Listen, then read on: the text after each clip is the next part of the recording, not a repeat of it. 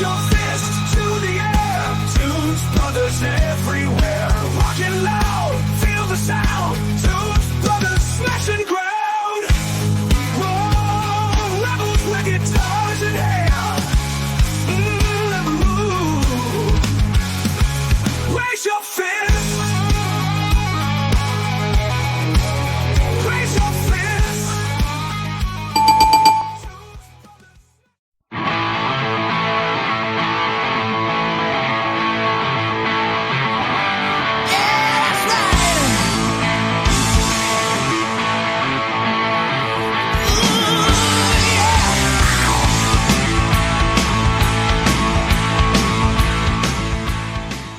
All right, everybody out there, this is Tunes Brothers coming back at you with hopefully another cool video.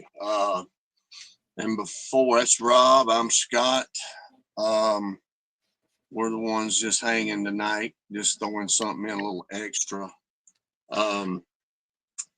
Before I get into what we're going to do tonight, I'm just going to give a little overlay of last night. It was a spectacular concert by some of the bands. It was Molly Hatchet started out. Then it was Lita Ford, and then Dee Snider came on stage and done 3 songs with her, which was fantastic. Oh my God, they were fucking on fire. Lita sounded so good. Dee sounded so good, dude. They were absolutely. He was singing Ozzy's parts and Close My Eyes Forever. Just they did that song. Nice. yeah, and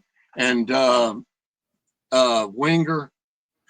If I tell you, man, if I never had a love for Winger, I would now. I mean, you talking about one class act, bro. That guy, because Molly Hatchet had horrible trouble with her sound. The guitars sounded good. The drums it sounded like they wasn't even hooked up on amps. You know, they were having trouble. Lita Ford and Dee Snider, the drums were a little better, but their guitars were great and their vocals were great, but there was something going on with the drums. Winger comes on, and soon as he starts singing, man, he gets about 10, 15 seconds into his first song. He says, whoa, hey, whoa, stop, everybody. He says, sound guy, hey, let's get this straightened out. Told one of his lead guitarists, get up to the mic, testing. He said, guys, he said, we've been having trouble all day. He said, it's been hell getting this set up. And he said, the sound guys is the unsung hero here. They've been working their ass off trying to get this stuff straightened out. He said, but you guys paid your hard-earned money. You deserve to hear great sounding music, and that's what I'm going to do before I start. So they get that straightened out, man, and he takes off, dude, and Winger sounds like I put the CD on. He's got the whole original band that's been with him since day one, bro. He was the class act of everybody. I mean, now, Dee and Lita was spectacular, but Winger was spot on everything he did. Everything he did. Changing up, it was so damn, the sound, the drums were vibrating us finally. The sound was so damn good. Warrant comes on. We left about halfway through their set. Look, they were damn good. I tip my hat to the guy that's trying to be Janie Lane, man. Look, he sounds good. He's a great performer. He's a great singer, but he just can't. It's possible. It's just damn near impossible to emulate somebody sometimes. You know what I'm saying? So basically what we done is just beat the traffic. But what we did stay for, they were great. Absolutely great. I mean, I hadn't seen them in a long time. So I just wanted to give a little great show, man. They were just having some sound problems, and they come out there and give it everything they got. Small town in the mountains. Dude, this place ain't much bigger than where I live. Dude, I'm like, where the hell's the buildings at? Where's I mean, it's in the middle of no man's land, and it's 8,000 feeder, bro. and it's spectacular. We've done some history on the building. It's set right behind the high school, built in 1974. We was looking up the acts that came through there since it's been there. Kiss came through there on their debut act. They No, was an open band in this building. Def Leppard, Iron Maiden, Bon Jovi, all the greats have been through this place at one point in time or the other. Dee hadn't been there since the 80s. I mean, it was just, you could just, the old building and everything, but the seats have been redone. You know, you can tell there's a Eastern Tennessee University or something not far away because the flag hanging up. So I figure that's why it's there for basketball and probably sports and stuff like that. But wow, man, just spectacular place. I've never been there before. 2 hour drive over the Appalachians. It seems like 4 hours. But anyway, mhm. I just wanted to give a Johnson City, Tennessee is the name of the place. Just a little overview of why I'm feeling like crap all day. And I didn't drink or anything. It was just driving there and back and just rocking out, dude. I couldn't sit still through half of it. I was rocking my old ass out. So, all right, now, That's awesome, and that doesn't surprise me with Winger. I've seen him a handful of times in small venues over the last couple of years. Just incredible, oh, timeless. That Kip Winger's voice is just epic. And I tell you, those you're not wrong. When you get to be our age, that last Rocktember I was at, man, you're looking at 5 bands per day. And at the end of that, man, you're so damn wiped out. And I had like a beer, I think. I mean, it has nothing to do with that. It's just you're exerting all the energy and excitement. You're up and on your feet a lot, sit down for a break or here or there. But it takes a toll on us old men. yes, man, that one got me good. They ain't one got me that bad in a long time. But it was worth it because of the performances. And, you know, I'd never seen Dee before. I never seen Molly Hatchet before. I know there's only one guy that's the You guitarist. know, and how did they sound? Because they were at Rocktember 2 this last year, and I'm guilty. I only really know Flirting with Disaster. So I really can't judge how they sound. I don't know a whole lot about. I knew it was one, if any, original members. They sounded decent on that song, but I just don't know the rest of their music. Yeah, the sound was okay, but the singer tries, but it's like, you know, Warrant Singer and anybody that tries to replace the original guy, man. There's just sometimes you just can't get that effect, Yeah, bro. And I'm not expecting them to, dude. They played their ass off. What we watched of Warrant, man, was they were spectacular because they were the headliner. You know, evidently they were the yeah, ones that was last on the bill. So yeah, their sound was real good. And yeah. And it is. And when you're trying to copy or not copy, I guess because Robert Mason's been the singer for 3, 4 albums in that band for years now, but let's face it, when you're doing somebody else's songs, which is the bulk of the set list, Janie Lane's music and vocals, you can't help but compare. And I went into it knowing there's no way.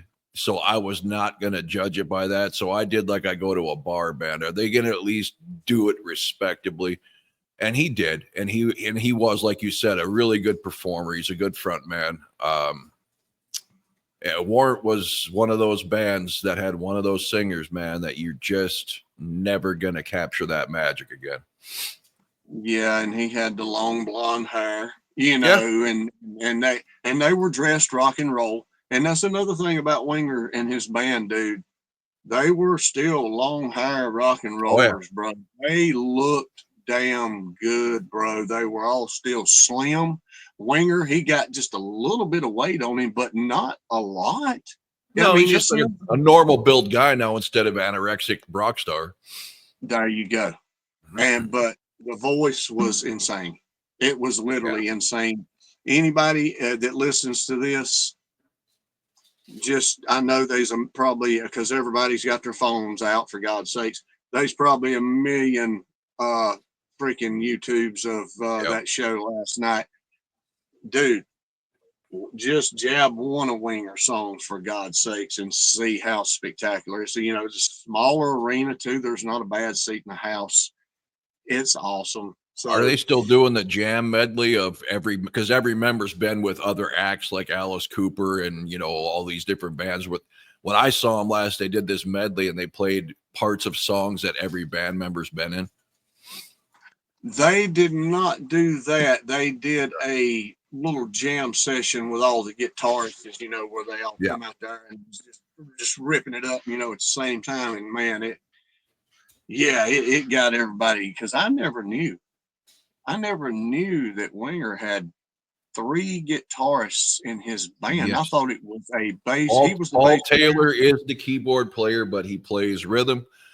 That secondary guitarist, and I always forget his name, that son of a bitch can play. And I didn't know that till I saw them doing that same guitar battle, him and Reb Beach.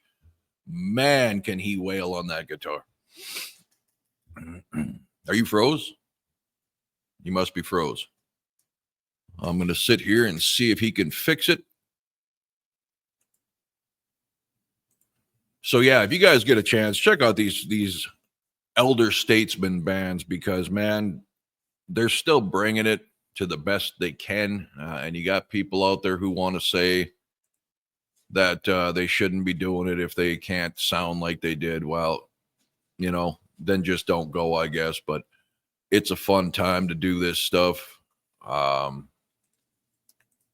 sorry, I'm trying to get Scott here back. Let me pause this real quick. Okay, back in here after a little technical difficulty. And Scott, then what are we doing tonight?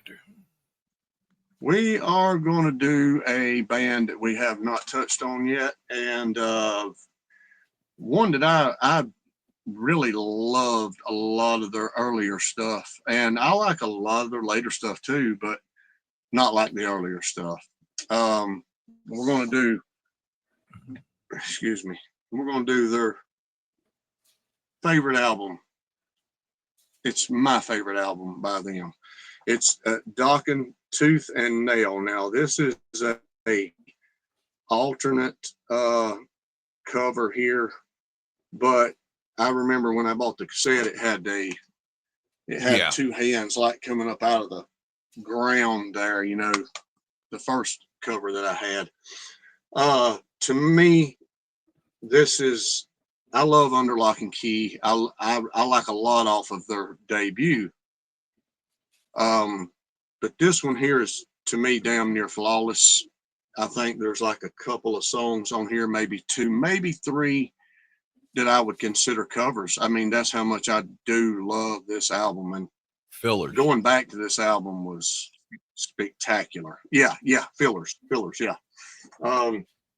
It was spectacular. And I thought, you know, of course, like everything that we've done, things have just hit me different, dude. There's different songs in different places on this than what I remember liking the best. And wow, you know, a hard rocking album with great melody and great, I can't think today, man.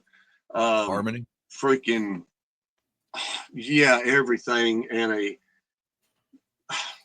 damn, Harmony. man, what's the name? What's the slow songs? Ballads. A damn ballad, a fucking ballad. I can't even think ballad right now. It's one of my favorite ballads of all time. Oh my God, that's what kind of day. That's what kind of day it's been for me, man. I feel like I've had the flu all day. I'm like, man, I'm gonna have to quit doing this. You know, these long 2 and 3 hours. I know you say you go a long ways where you live or whatever. Hell, 2 hours is damn near almost too long for me now. But anyway, next time we'll have to stay or something, you know, instead of doing it all in one day. But I love this album, and I am a big fan of Dokken. I hate that the band couldn't agree on things and couldn't continue, because I honestly think that Dokken had enough fan base big enough that they would have been able to soldier on, like, you know, the Crews and Poisons and bands like that into today's time. And I did get to see this band a couple of times, and when I did, they were fantastic. So that's my take on it, and I really do like this one a lot. Yeah, when I was a youngster, I mean, real young, we're talking 10, well, 12, because they opened for, well, yeah, 12, 13, somewhere around there, because they came to town opening for Kiss on Animalize. And at that point in time, I was really, really into, they had a video out for Into the Fire, and I thought they looked so cool. You know, George Lynch was just mesmerizing. So I got 2 cassettes via BMG or Columbia House, you know, and it was Tooth and Nail and Under Lock and Key. Now, I prefer Under Lock and Key, but this album does have a song that I completely forgot about, and I believe you touched on it without touching on it, and we'll leave it at that I had completely forgotten about. So yeah, it was an interesting listen. It's a little less, sounds more like a garage band getting together and hitting the studio without really polishing up their stuff, but there's still some really good stuff on here, and anything George Lynch does on that guitar is always incredible. And Don Dokken's voice, I've been critical about the way he sings some songs, but that started with the Nightmare at Elm Street modern day Dokken. The old classic Don Dokken, he was just a kick-ass vocalist, and they have a lot of harmony that I completely forgot about. Yeah, and another thing about this album, the drums are powerful too, man. And look, Under Lock and Key is their height. That's a polished, but brother, I mean, that's a perfect sounding. So I know a lot of people do like that one better. That was their Judas Priest tour that I didn't get to go to. But what we're going to do, guys, is we're going to rank this album our least favorite to favorite. And yeah, there was a few surprises for me on this one. So I guess I will take the helm, and I will go with number 9, since we went on ahead and spliced the Without Warning to Tooth and Nail, guys, because it's just an intro, you know, like we've done on a couple other albums. My least favorite on here, and one that I probably ain't never really been that crazy about, is Heartless Heart. Which one? Heartless Heart. Oh, Heartless Heart. Okay. Yeah, and look, it's not horrible. I mean, it sounds like Dokken. I mean, you know, I just figure it's a filler track. And it's never been my favorite on here. I don't know if it was always my worst on here, but it is this time, because I really, really listened to this album good, because I enjoyed it that much. Again, but that would be my number 9. Good sounding album to me. Yeah, I know they do sound a little rough around the edges on this one, but I like that early AC/DC sounding, type grimy. See, I'm really into that. And but still, that, and one more thing I will say about these songs, and then you can go ahead and do yours, is I got way more on here on my playlist now than I did before. I got at least 6. There's 6 songs on my playlist, maybe 7. I'll see what number 7 is, but number 9, Heartless Heart. Okay, I got at number 9, Turn on the Action. This one had a spectacularly cool guitar intro, and then it just went off into this fast-paced, what I put like a 70s Van Halen groove that I just don't like. And I thought the chorus was a little on the lame side too, but like I said, or didn't say, but we usually say when it's a decent album is there's no terrible songs on here. This is just not, one of my favorites. Yeah, and I was kind of expecting that. I mean, I was kind of expecting that. I said, Rob, he's not more as much on the faster side than I am. So yeah, that's what changed for me, but we'll get to it. Number 8 for me is Just Got Lucky. Oh, wow. And yeah, and look, man, I like the song, like I said, and Heartless Heart. If I said I didn't like it, I'm lying. I do like the songs. There's nothing on here that I don't like. They're just the weaker songs for me. I know that Just Got Lucky was one of their videos, right? I mean, Yeah. they did release them as their last single on this thing, right? Alone Again, Um, Just Got Lucky, and Into the Fire, I believe, were the yes, three. yes, and it was just a little. I don't know just maybe the intro, but the chorus in this is great. It just got lucky, and then the Lynch guitar, man. I mean, you can really hear that guitar is spectacular, and of course, there's some in here where they use the flanger too, man. That's spectacular too, bro. But yeah, that's them two there. Is probably my weakest songs on here. And automatically, we're going to be getting into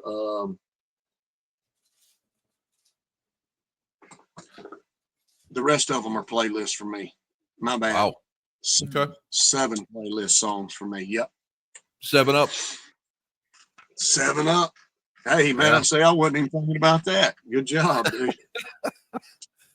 All right, my number 8 is Without Warning / Tooth and Nail, and I'm glad you said to combine that because Without Warning really is what's a minute. I mean, a minute and 12 seconds or something. It's very short. Of course, I'm not big on instrumentals, and to me, that one was not terrible, but it's kind of boring, just kind of pointless. It really didn't. Even combining it with Tooth and Nail, it doesn't really blend well. Tooth and Nail, I used to like a lot more when I was a kid, but now it sounds almost kind of generic to me, almost like a filler. So when you combine Okay. the two together, I think that weighs. I mean, it dropped Tooth and Nail 2 spots when you said combine them. Okay. Yeah. Yeah. When I was putting my list together, I said, me and Rob, we're probably going to be very, very opposite on this album here. We might line 1 or 2 up along the way, but yeah, because back in the day, there's songs on here that you probably like at the top of the list that I had at the top of the list at that point in time. And of course, songs that I've ignored over time, like on every album that I didn't realize to me, of course, how good they were and how much I liked them. So, Right. number 7 and used to be one of my favorites on this album, and it is playlist for me. And it's a steady mid-tempo hard rocker, bro, all the way. Got nothing bad to say about this song. Bullets to Spare, bro. This has always been a loved song on this album for me. And it used to be like in the top 3 or 4. I do remember I played it a lot back in the day. Maybe that's why. I don't know. I don't really think so. I just think back then we just didn't pay attention to, we had our songs on these CDs or these cassettes and stuff, and that's what we went to. I mean, we would always listen to everything, but if they didn't grab us at the time or whatever, then we just went to what grabbed us at the time, and that's basically what we listened to most of the time. So, but it dropped a few spots over time for me, but I do love the song. Bullets to Spare, number 7. Number 7 as well, Bullets to Spare. This has got a really cool groove during the verses. I love that when it's just not about the vocals. I mean, the actual music just makes that verse move even more. Great Dokken harmony on this, but again, I just like some others better. Yeah, I guess I could have said it that way. That would have been better. Yeah. Uh, number 6 is, now this may come to a surprise to a lot of people, but I do love this song, guys. I love the song. It's actually um, Tooth and Nail is right for this album for me, because that's what it was, trying to put these in order this time, and I've never done this album this way. So it's just where it fell. That's all I can say. No disrespect. I love it. So don't get on me too hard out there, guys. It's Into the Fire. And I love, yeah, Wow. I do love it, man. And I do love the breakdown, especially the breakdown and the into the fire. I mean, they start just rocking out. It's a rocking CD, bro, to me. Like I said, I love, this is my favorite undiluted Dokken CD. I really think this is the true Dokken before they started getting too big. And I like Under Lock and Key too, man. There's a lot on there I love too, bro. But this is the one for me. And especially this time around. And it was just hard to place them, man. And I overkilled that song over time. But still, it does not face how much I love the song. That's just where it fell. Okay. Surprising. You got 2 on there that are low on your list that shock me. Number 6 for me, When Heaven Comes Down Into the Fire. I like the song, but something that I just can't get past is the amount of time in between each line. It's like he'll sing a line and then it'll go into 30 seconds, 45 seconds of just, jamming music before he sings the next line. I've never, to my recollection, noticed any other song ever do that. When you're talking about a verse, it's line, line, line, and there's just a musical pause in between. For whatever reason, it just doesn't jive with me. But it could have been a better song. That stood out to me to the point where I wrote it down. It's like, that's just way too much time to kill in between lines. Yeah, I've got to get there, but I ain't gonna say it. So yeah, I am kind of shocked to hear that one that low on yours. Well, like I said, it's a really good song if they shorten that up in between. I don't understand the end game there, but I just don't get it. That's my problem. Okay, just not your style. Yeah. Basically. Yeah, see, I love it for that style. Okay. And other things which I will definitely get to. Number 5, no 6. 5. Right? Number 5, my bad. And this one is one that I used to not give any attention to, that I have grown to love over, I don't know, man, a couple of decades, man. I really love this song, dude. I love the way the guitar just pauses in the verses. The drums are erratic, dude. And it is a rocking song. And he sings this one kind of different. He's not really talking, he's above talking. It's Don't Close Your Eyes. And don't close your eyes and I'll be there. I mean, that is the drums, bro. Just, and George Lynch, man. Dun, dun, it's that one we ignored back in the day. I don't know why, but in the last, like I said, 20 years, man, I've been listening to that song. I love everything about it, how they constructed it, the tempo, everything. Fantastic song.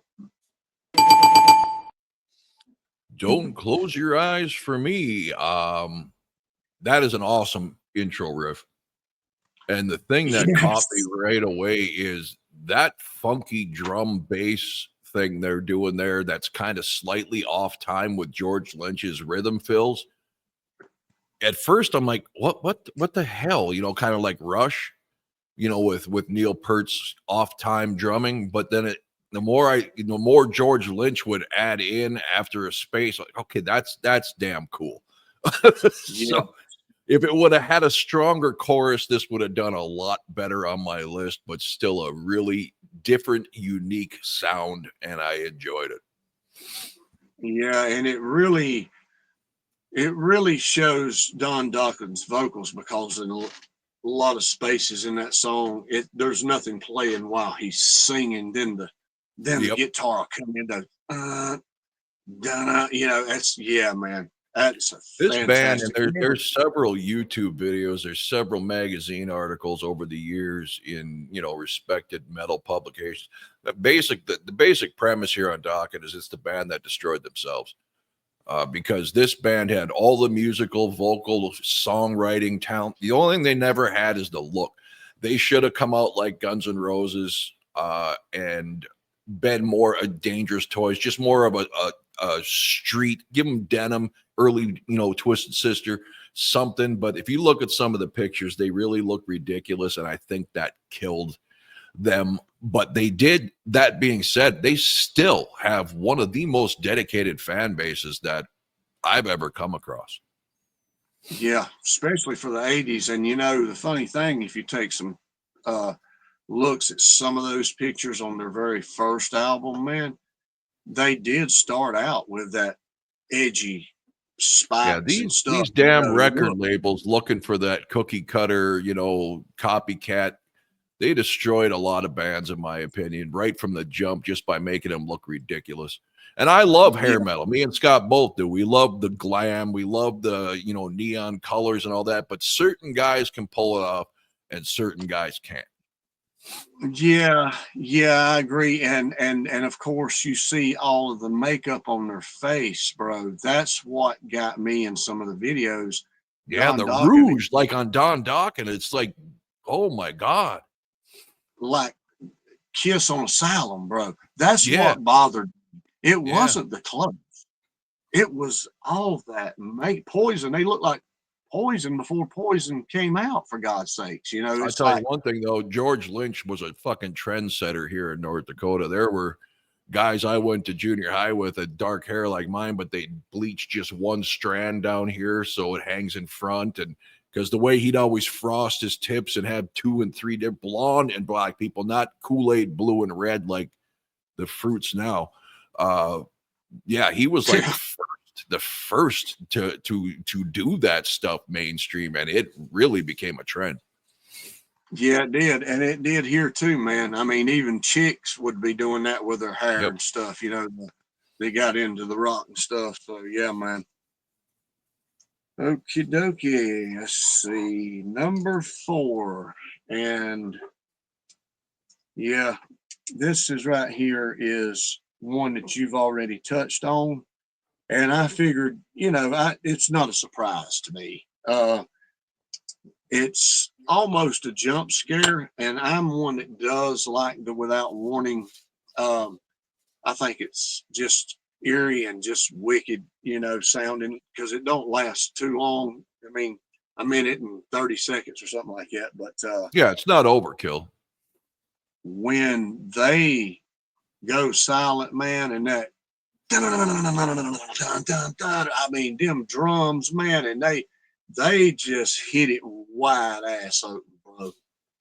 Bam, just the timing on that. Tooth and nail. And he'll start singing his verses. That one's grown on me over time too, man. That one was not my favorite back in the day, and I liked it, but wow, the steam, the power, the tempo. I think, in my opinion, I know a lot of people didn't, but over time, it's took me to understand that Dokken could pull off both tempos, man, and they to Yeah. me made it work. They made it sound good. They could sing that and play that. And then if they wanted to bring it down, they could do that to perfection. So, yeah, self-destructive band, just like Rat and numerous other bands we could go on here and say that just pretty much destroyed themselves. But, yeah, man, Tooth and Nail Without Warning is probably gained 4 or 5 spots on this one for me over time, just like one Don't Close Your Eyes. Yeah. Okay, number four for me, you touched on already, and that is Heartless Heart. Another one, of course, it's Dokken, so it's got a decent riff. I love the breakdown in this song. This is another one of the songs, surprisingly for Dokken, because they're, for me, always got, nice big choruses. There's a couple of songs on here where the chorus is what killed its potential for me, and this is one of them. Yeah. And believe it or not, over time, the Bullets to Spare chorus kind of killed that. And for me, over time, that I didn't pay attention to years ago. Number 3 is this one you done touched on too. Now, this one has always been one of my favorites on here, and I think it has stayed pretty much about the same spot. Now, we're going to tone it down a little bit for from Without Warning and Tooth and Nail, but we're going to be absolutely bone crunching powerful. And the guitar riff is absolutely insane. George Lynch, like I said, you can't say enough. When Heaven Comes Down, this is a heavy metal, just dirty, just the riff, man, the sound of this song, the power of the drums, just my favorite style overall. Now, I love high tempo. I love low tempo. If it's heavy and it rocks, it sounds good. But the mid tempo has always been my favorite with most bands. If it's, kind of like, I love it loud, War Machine type sounding power, just boom, boom, boom. Yeah, that's When Heaven Comes Down, man. The drums really stand out in the song too. And George Lynch stands out on every single one of them. And Dokken sings the hell out of it, man. Yeah, and the chorus doesn't bother me. Those delays that you were talking about, they're done on purpose. And maybe it's something I could get used to, but it is so foreign to anything I've ever heard before. It just stands out. Yeah, and even if that does throw somebody off, the power of that song is just outstanding. That's what really hits me too, man. So that is definitely a high 3 for me. All right, number 3 would have been probably my number 1 through most of my teen and 20s, Into the Fire. I absolutely loved this song when I first saw it and heard it on MTV. I would assume it was on. The chorus is awesome. And of course, you talked about that, flanger or whatever they use when they cut back in with that big Into the Fire. The almost tribal drumming in this song during the choruses kicks ass, and one of my favorite wicked George Lynch solos is in this song. So 2 songs jumped it just in this listen alone for prep on this. So there you go. Yeah. And that, like I said, that one used to be at the top of my list too, man. I do love it too. Still ain't nothing bad to say about it. It just fell where it did this time. All right, number 2. And honestly, it's in all honesty, it's always been my number 1 on this album, dude. It's since I seen the music video. I don't know what it was about this time. And like I said, the last 20 years with the other couple that I've got up higher, have really just hit me. But this one is, you can't get better, in my opinion, with power ballad. This is pure power ballad, bro, with outstanding leads, powerful drums, absolutely insane vocals on Alone Again, bro. I always been my favorite song on this album, and it still really is. 1 and 2 could be meshed together. This was very tough. It was just something about this listen this time. The other one just grabbed me. It might have been the mood I was in. I don't know. But perfect. Perfect ballad, in my opinion. Those are the types that I love. The ones that's got the real power in them, the real soul, like almost living that pain freaking ballad with the power to back it up. Perfect song. All right. My number 2, of course, you've touched on already. Kind of surprised me how early you touched on it. Is Just Got Lucky.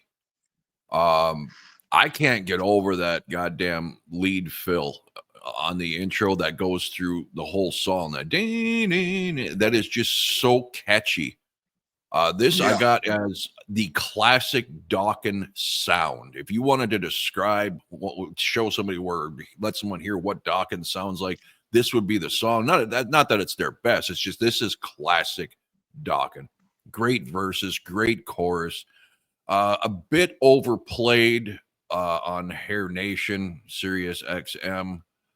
But you know what isn't on that damn thing? It's like they pick the same 10 songs per hour every day of the week and just put it on repeat and pretend there's a host. But I love the song more now than I did when I was younger. Again, doing this the other day, that damn lead just it's like an earworm. It just, it'll be in your head all day. I just love it. And that's what's good about this, man. Things that you never think's going to change, it Yeah. does as time goes on, and that's what happened to me with this album, drastically with this album, because that one would have been higher if we would have done it 20 something years ago, bro. Yeah, Yeah. that was one of my top 5 anyway. Okay, number 1, and we were in total disagreement on this one, dude. I think this one here is just, dang, dude. I don't know which one you could pick that would be the heaviest, Tooth and Nail or Flanger. Turn on the action. Oh my gosh, dude. Man, that hits me like a sledgehammer, bro. They rip through that song, and to me, it's perfect, bro. It's perfect high tempo metal. He sings it freaking, he don't even sound like he's hurrying or anything.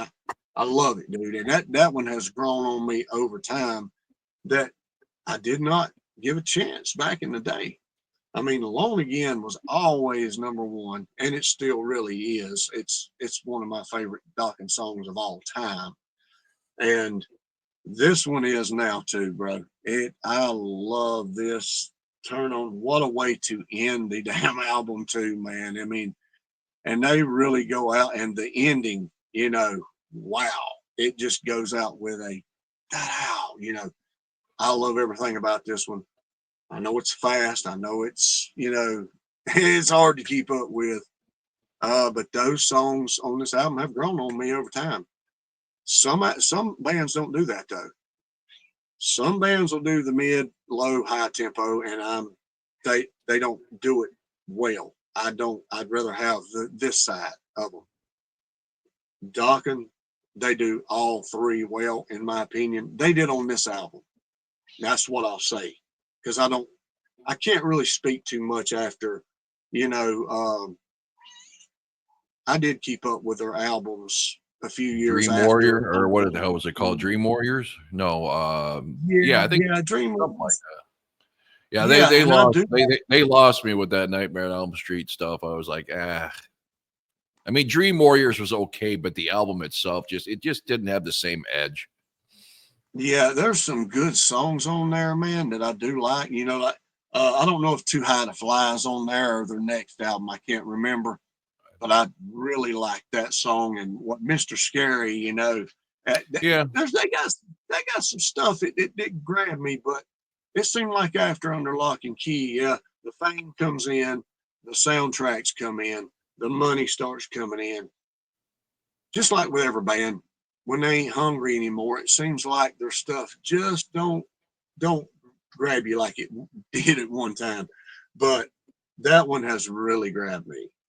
That's why I was doing this, you know, when you well, it doesn't surprise me but because, like I said, the first thing I thought of after the intro was this sounds like Van Halen.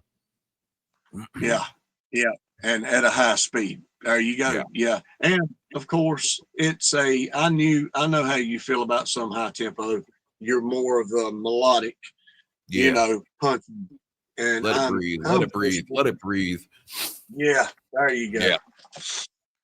All right, my number one you had respect for, and this is the song I had mentioned to start that I completely forgot about. Shocked that I forgot about it since I listened for the last couple of years to Hair Nation on every workday basis, that they didn't completely overplay this, but Alone Again.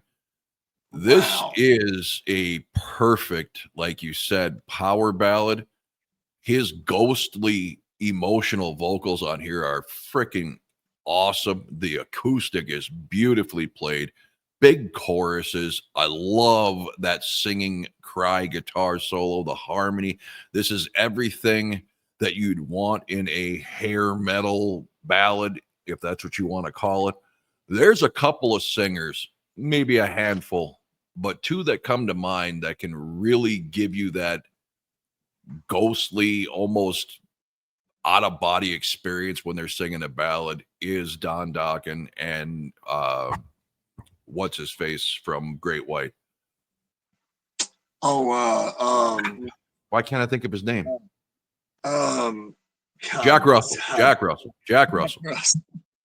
When you listen to like the Angel song and stuff, I mean, even the slow parts of Rock Me, he's just got that ghostly.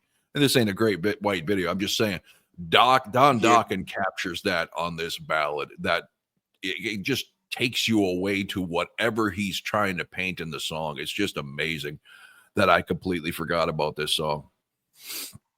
and it's the second song that I ever heard by them, and I just thought, wow, because the first song I ever heard by them was "Breaking the Chains," Yeah, and I totally loved the hell out of that. And great song. this was first, yes, this was the first video I ever seen by them, MTV. You know, that's when I was like, wow, and that's when the cassette was bought.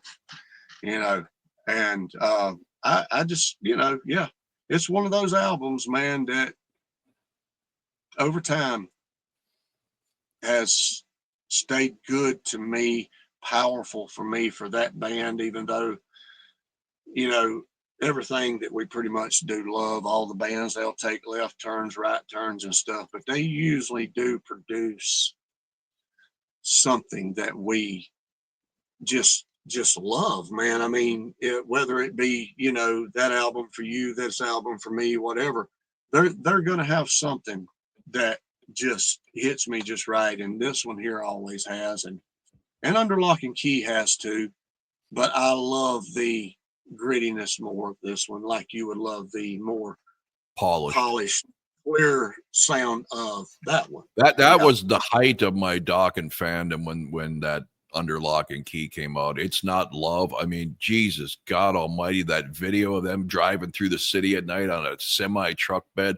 I can still see it like I'm seeing it for the first time. I mean, that album was phenomenal to me, at least at the time.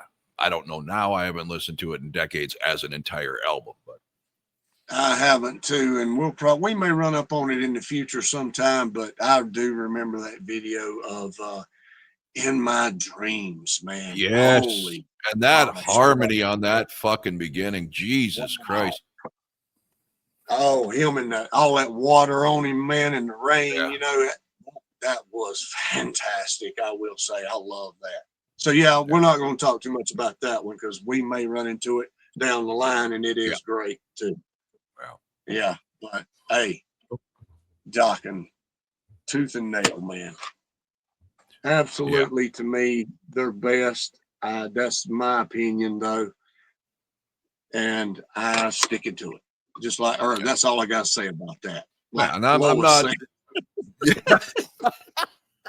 Speaking of which, excuse me, tomorrow night we will be doing main attraction from White Lion, and we will have a full cast minus Lewis.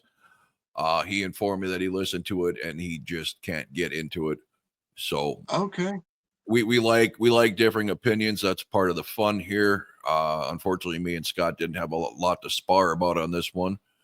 But when you have no taste for something at all, indifferent, it's kind of pointless to chime in. So he's willingly sitting that one out. But it will be the 5 of us, me and Scott and Darren and Tom and Dave, doing main attraction from White Lion tomorrow night. So anything you want to add until tomorrow, Scotty?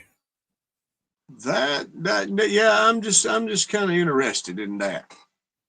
I mean, that's I tell you what, without giving away plus or minus, I was shocked when I went through this album because I was a big White Lion fan. My first exposure to them was Pride, like most people. You know, the video Wait just fucking blew my head off. I was like, holy shit. And I got heavy into that album, and then I went backward because there was time before the next album came out, and I liked that album too. And then Little Fighter comes out of the next album, and I hit and miss on that album, and I kind of ignored main attraction. You know, Big Game was kind of just so I just kind of checked out. Got to remember, people, back in the day, if you didn't bring it on every fucking album, there were 10 bands waiting to take anybody's place as the new favorite. At that point in time, they kind of just slipped away from me. And when I re-listened to or when I maybe listened to stuff for the first time, because other than what was released, I don't think I'd ever heard these songs before. And let's just say it was a shocking experiment for me. Well, I'm glad because I run up on it on accident. I didn't even know the album exists. I was working as a security guard over at Walmart during the holiday seasons, and I was just back there scoping through the CDs, and I was like, White Lion main attraction, when the hell did this come out? And this was in the mid-90s when I was there, and I just bought it. So that's all I'm going to say. And I said, I'm going to give it a shot. And there you go. So, yeah. All right. I'll save the rest for tomorrow. All right, everybody. Hope you enjoyed Dokken. Let us know what you like about this album or do not like in the comments as usual. And I guess until tomorrow night, thanks for watching.